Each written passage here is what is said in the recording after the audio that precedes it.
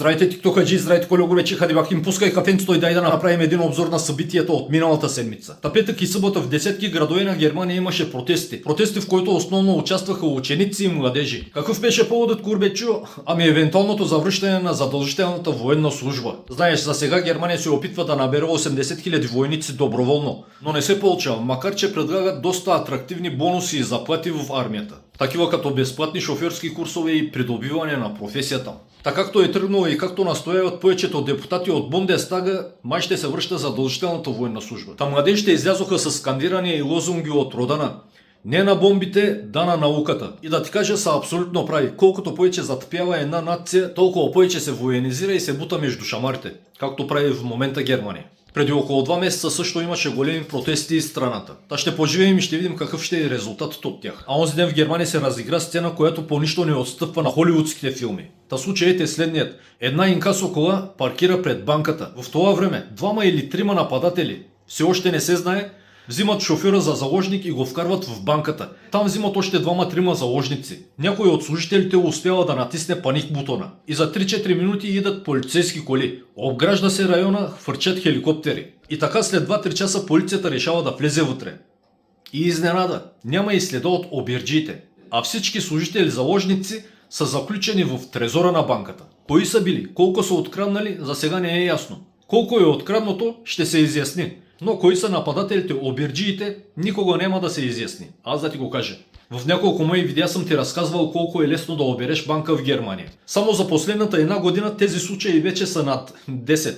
Сред тях и обири на банкомати. И нито едно досега не е разкрито. Що Гурбечо?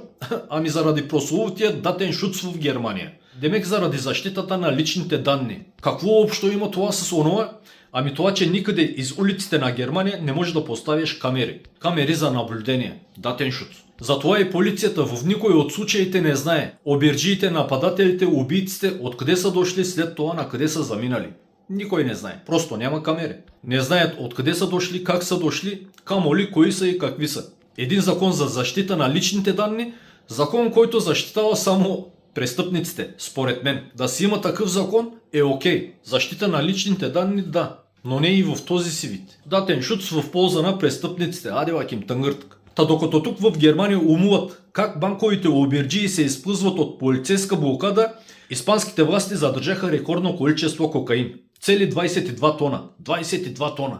Задържани са 23 души, сред които филипинци, холандци, датчани, канадци и още от 2-3 националности. А предният им рекорд беше 12 тона, когато пак задържаха кораб, който превозвал банани от Еквадор за Испания. А хантавирусът, за който ти разправях в последното видео, се разпространява по-бързо, отколкото се очакваше. Вече заразени има в Полша, Унгария и Италия. И общата бройка на заразените вече надхвърля 120. 9 вече са смъртните случаи. А видя ли онзи ден честванията в Москва, по случай победата им над фашистите?